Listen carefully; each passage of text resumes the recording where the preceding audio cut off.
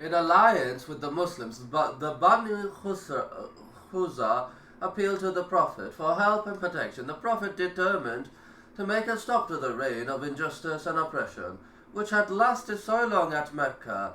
He immediately gathered 10,000 men to march against the idolaters and set out on January 630. After 8 days, the Muslim army halted and alighted at Zahran, a day's journey from Mecca.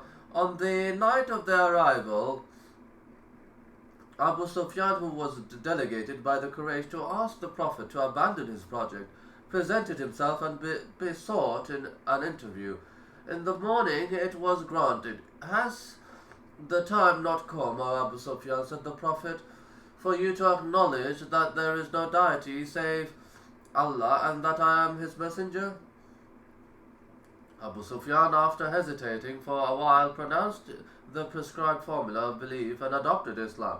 He was then sent back to prepare the city for the Prophet's approach.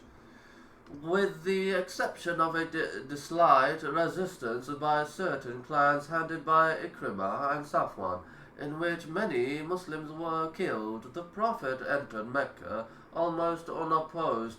The city which had treated him so cruelly, driven him and his faithful band for refuge among strangers.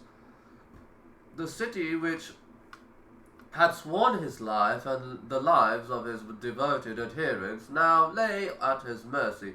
His old persecutors were now completely at his feet. The Prophet entered Mecca on his favorite camel, Al-Kaswa, having Usama ibn sitting behind him. On his way, he recited Surah Al-Fat, Victory, the first verses of which may be interpreted thus: Verily, we have given you, Muhammad, a manifest victory, that Allah may forgive you your sins of the past and future, and complete his favor on you, and guide you on the straight path, and that Allah may help you with strong help. Prophet Muhammad saw orders the destruction of the idols. The Muslim army entered the city unpretentiously and peacefully. No house was robbed, no man or woman was insulted. The Prophet granted a general amnesty to the entire population of Mecca. Only 4 criminals whom justice condemned were prescribed.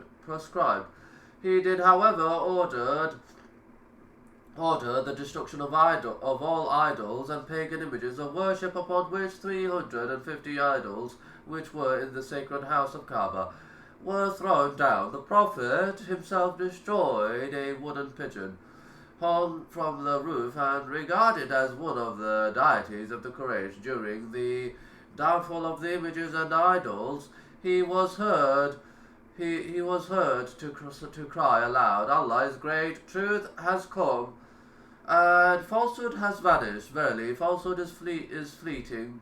The old idolaters observed thoughtfully the destruction of their gods, which were utterly powerless. After the Prophet had abolished these pagan idols and every pagan rite, he delivered a sermon to the assembled people. He dwelt upon the natural brotherhood of man in the words of the Quran.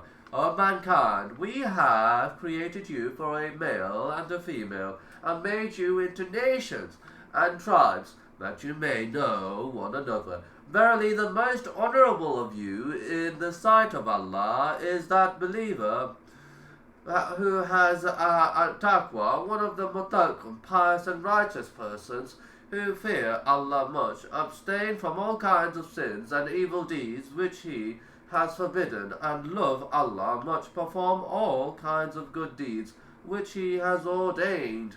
Verily, Allah is all-knowing, all-aware.